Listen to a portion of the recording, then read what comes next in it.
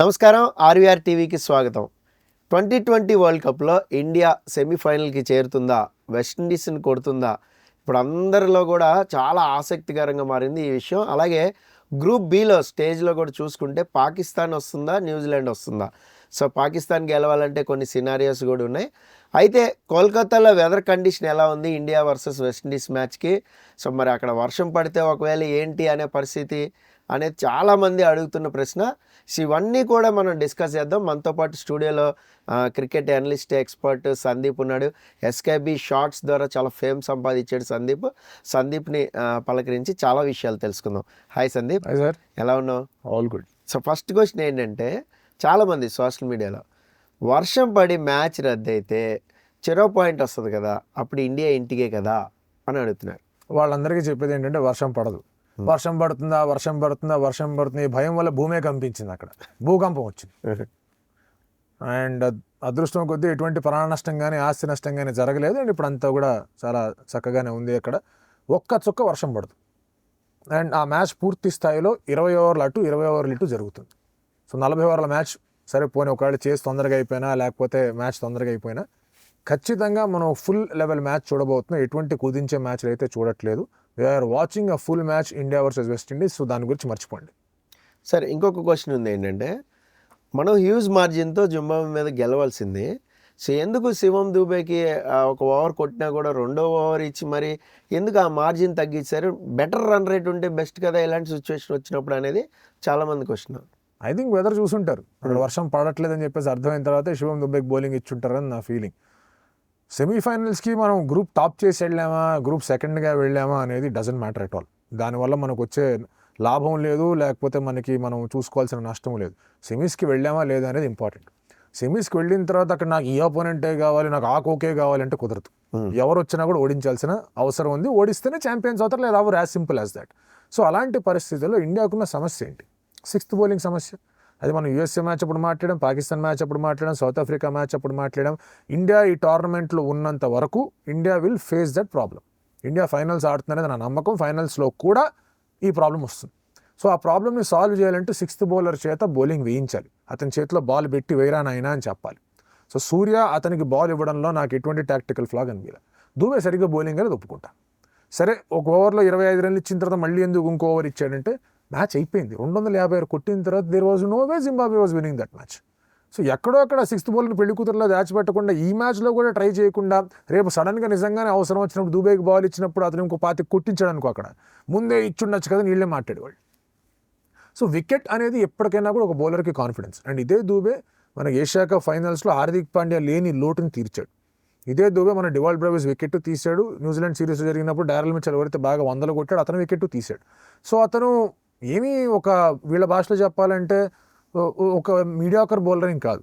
Bowling చాలా improve అయింది. And ఆ బౌలింగ్ ఇంప్రూవ్ అయింది కాబట్టి ఇప్పుడు ఇలాంటి సిచ్యువేషన్ వచ్చింది. బ్యాట్స్మెన్ కదులుతున్నాడంటే ఎటువంటి లెంత్లో వేయాలి, ఎటువంటి లైన్ వేయాలి, స్లోవర్ బాల్ నిజంగా ఎఫెక్టివ్గా దూబే వేయగల, అసలు అంత వెరైటీ ఉందో దూబే బౌలింగ్లో ఎగ్జామిన్ చేసుకునే అవకాశం వచ్చింది. బౌలింగ్ కోచ్ పెట్టుకుంది ఎందుకు, గది ఇలాంటి సిచ్యువేషన్ వస్తే ఏం చేయాలని. సో దాని గురించి పెద్దగా వరి అవ్వాల్సిన అవసరం లేదు. మ్యాచ్ గెలిచాం, వర్షం పడదు, వెస్టిండీస్ మీద కూడా గెలవబోతున్నాం. ఓకే, ఈడెన్ గార్డెన్స్ పిచ్ విషయానికి వస్తే మన టాక్టిక్స్ ఎలా ఉంటుంది? బ్యాటింగ్ ఆర్డర్లో ఏమైనా మార్పు చేస్తారా, సేమ్ టీంతో దిగుతారా? నాకు తెలిసి మార్పులు చేర్పులు ఉండవు, అన్లెస్ ఎవరికన్నా నిజంగా లాస్ట్ మూమెంట్లో ఏదైనా నిగ్గులు కానీ ఇంజరీ కానీ వస్తే తప్ప మార్పులు చేర్పులు అయితే ఉండవని అనుకుంటూ ఉన్నా. రెండోది, బ్యాటింగ్ ఆర్డర్ అనేది కొంతవరకు సెట్ అయినట్టు కనిపిస్తుంది. ఒక టెంప్లెట్ సెట్ అయిపోయింది. ఇద్దరు లెఫ్ట్ హ్యాండర్ ఉన్నారు, ఆఫ్ స్పిన్నర్ తీసుకొద్దాం, ఫస్ట్ ఓవర్లో వికెట్ తీద్దాం. అది ఇన్ఫాక్ట్ ఒక విషయం చెప్పాలంటే ఇషానికి కానీ అభిషేక్ కానీ ఆఫ్ స్పిన్నర్ మీద చాలా మంచి రికార్డ్సే ఉన్నాయి. అన్ఫార్చునేట్లీ ఈ వరల్డ్ కప్లో వాళ్ళు అవుట్ అవుతున్నారు. సో దాన్ని బయటికి తీసేయడానికి ఇప్పుడు సంజు వచ్చాడు. రైట్ లెఫ్ట్ ఉన్నప్పుడు ఏమవుతుందంటే మీరు లెఫ్ట్ ఆర్మ్ స్పిన్నర్ తీసుకొస్తే ఇతను కొడతాడు, ఆఫ్ స్పిన్నర్ తీసుకొస్తే అతను కొడతాడు. So invariably they are going to face.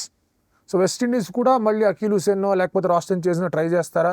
ఒకవేళ ట్రై చేసినా వాళ్ళు సరైన రీతిలో ఫలితాలు రాలేదనుకోండి, మళ్ళీ వెంటనే they will have to resort to pace. So దానివల్ల ఒక చిన్న మార్పు వల్ల I think India batting order అనేది సెటిల్ అయింది. సో బ్యాటింగ్ ఆర్డర్ మార్చే ప్రయత్నం ఇంకా చేయకూడదు, ఎవరికైనా ఇంజరీలు అవుతాయి తప్ప.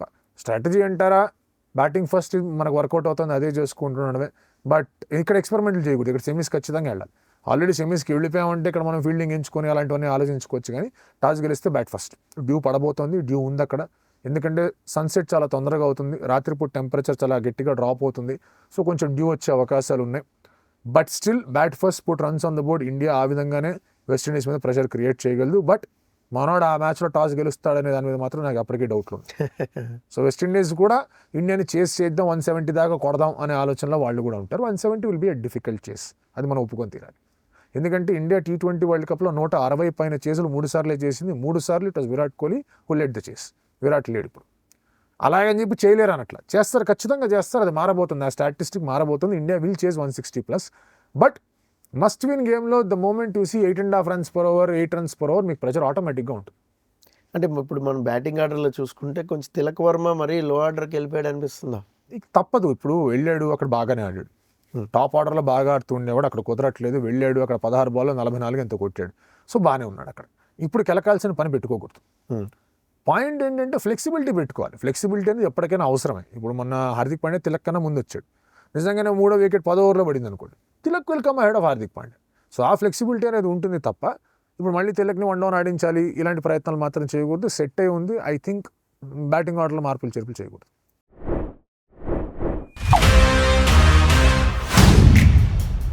देख रहा है विनो, मुझे ये चाहिए सिद्धा बाजी. ले लो. ठीक है, ले लेते हैं. किसी और में कोई आपत्ति? बहुत बढ़िया.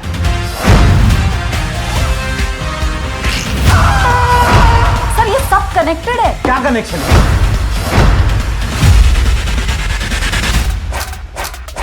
निशाना लगाया तो शिकार पक्का.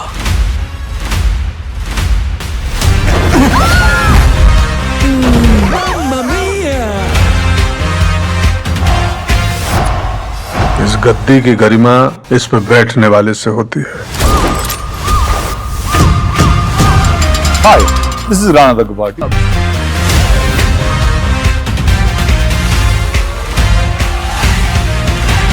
दिल खुश कर दिया यार विकास. ఇప్పుడు మనం వెస్టిండీస్ తీసుకుంటే వెస్టిండీస్ టాప్ ఆర్డర్ ఎవరితో మనకి డేంజర్ అంటే? షోయబ్ హోప్ మంచి బ్యాటరు, సిమ్రాన్ హెట్మయర్ మంచి బ్యాటర్, వాళ్ళిద్దరు ఫామ్లో కూడా ఉన్నారు. సో వాళ్ళతో కొంచెం డెఫినెట్లీ ఇబ్బందులు ఉంటాయి. రోమన్ పవల్ కేకేఆర్కే ఆడతాడు, ఇప్పుడు ఆడబోతున్నాడు, మరి అతను ఏం చేస్తాడనేది చూడాలి. బట్ ఓవరాల్ పిక్చర్ చూసుకుంటే కనుక వాళ్ళకి 9 నంబర్ 9 దాకా వాళ్ళకి బ్యాటింగ్ ఉంది. మొన్న మ్యాచ్లో కూడా సౌత్ ఆఫ్రికా మీద ఎప్పుడు 7 వికెట్లు పడ్డాయి, అతనికి 8వ వికెట్ ఎప్పుడు పడింది. 90 రన్ల పార్ట్నర్షిప్ వచ్చింది 8వ వికెట్కి. సో నంబర్ 9 బ్యాటర్ కూడా అంత బాగా ఆడగలరు. Romario Shepherd came at number 9. మరి ఇప్పుడు రాస్టన్ చేస్ ఉంటాడా? రాస్టన్ చేస్ ప్లేస్లో మీకు అకీల్ హుసేన్ వచ్చినా, అకీల్ హుసేన్ కూడా మంచి బ్యాటర్. బ్యాటింగ్ డెప్త్ వాళ్ళకి చాలా స్ట్రాంగ్గా ఉంది. కానీ టాప్ ఆర్డర్ పర్ఫామ్ చేయకపోతే లోవర్ ఆర్డర్ ఎంత కాంట్రిబ్యూట్ చేసినా కూడా ఐ థింక్ వాళ్ళు పెద్ద స్కోర్ అనేది ఇండియాకి అగేన్స్ట్గా పెట్టలేరు అని నా ఫీలింగ్. సో మంచి ఫామ్లో అనేది Shimron Hetmyer number 3, Shoaib Hope ఓపెనింగ్లో మంచి ఫామ్లో ఉన్నాడు. వీళ్ళిద్దరిని తొందరగా అవుట్ చేయగలిగితే కనుక మిగతా వాళ్ళ మీద ప్రెషర్ పెట్టచ్చు. బట్ అలాగని చెప్పేసి వీళ్ళ కోసమే తయారై వెళ్తే ఏదో అవుట్ ఆఫ్ సిలబస్ క్వశ్చన్ కూడా రావచ్చు. కాబట్టి సౌత్ ఆఫ్రికా ఏ విధంగా వాళ్ళకి బౌలింగ్ చేసింది, అలాంటి పిచ్చే దొరికింది, కొంచెం మద్దతు లభిస్తోంది అంటే కనుక హిట్ ద రైట్ ఏరియాస్. మంచి లెంత్ ఇవ్వండి, ఎక్కువ రూమ్ ఇవ్వకండి, లాగి పెట్టి కొట్టడానికి, వాళ్ళు వికెట్లు ఇస్తారు. మనకి వాళ్ళ బౌలింగ్ స్ట్రెంగ్త్ ఏంటి అంటే మనం ఫేస్ చేయగలుగుతామో మరి టూ మచ్ ఉందా? అంత పెద్ద ప్రాబ్లం నాకు వాళ్ళ బౌలింగ్తో అయితే అంత మెనసింగ్ అయితే కనిపించలేదు, అంత భయపెట్టే విధంగా అయితే కనిపించలేదు. స్లోవర్ వికెట్స్ మీద డెఫినెట్లీ మీకు గుడకేష్ మోతీ కానివ్వండి, లేదా అకీల్ హుసేన్ కానివ్వండి, రాస్టన్ చేస్ కానివ్వండి, వీళ్ళు కొంచెం బెటర్గానే పర్ఫామ్ చేశారు.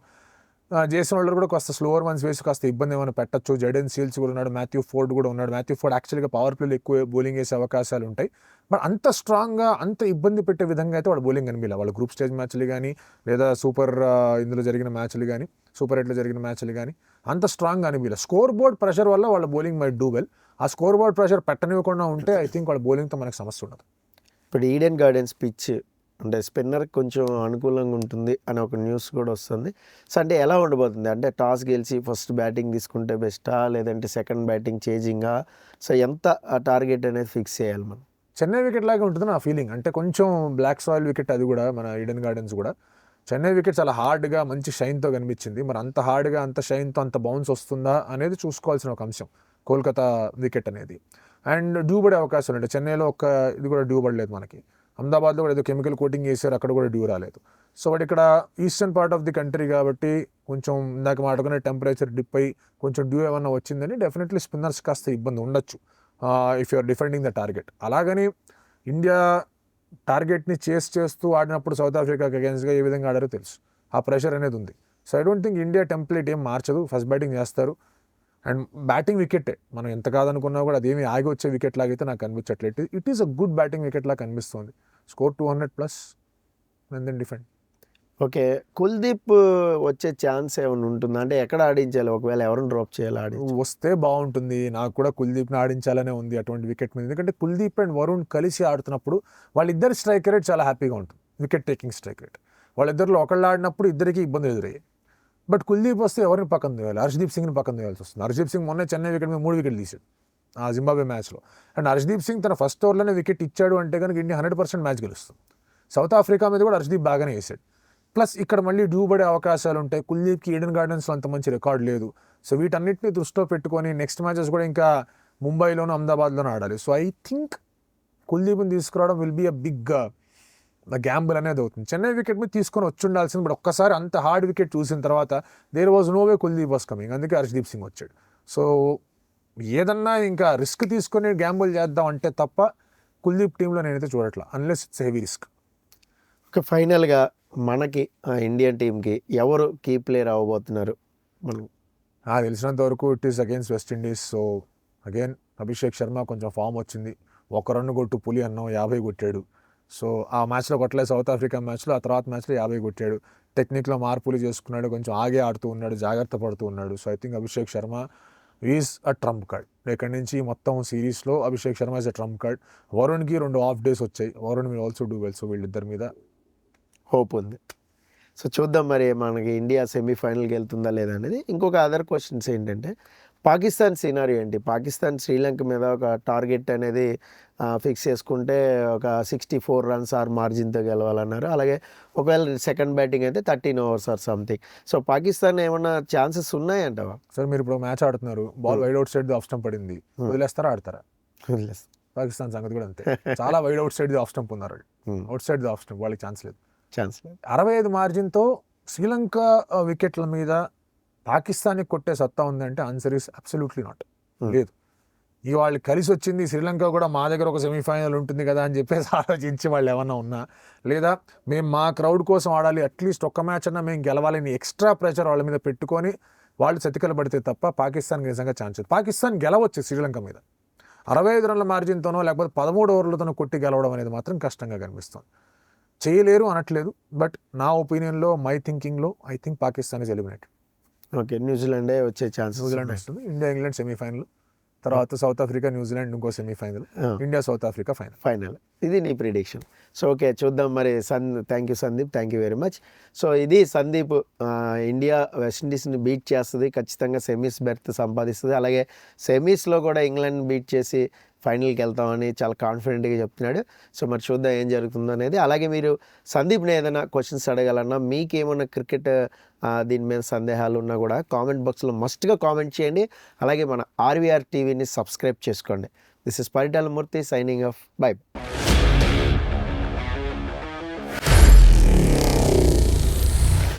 Honor Signatus, the biggest gated community in the heart of the city. Spacious 3, 3.5 and 4 BHK apartments at Kukatpalli, High-Tech City. 27.5 acres, 18 towers, G+25 floors, 1695 to 3815 square feet unit sizes. For more details, search for Honor Signatus.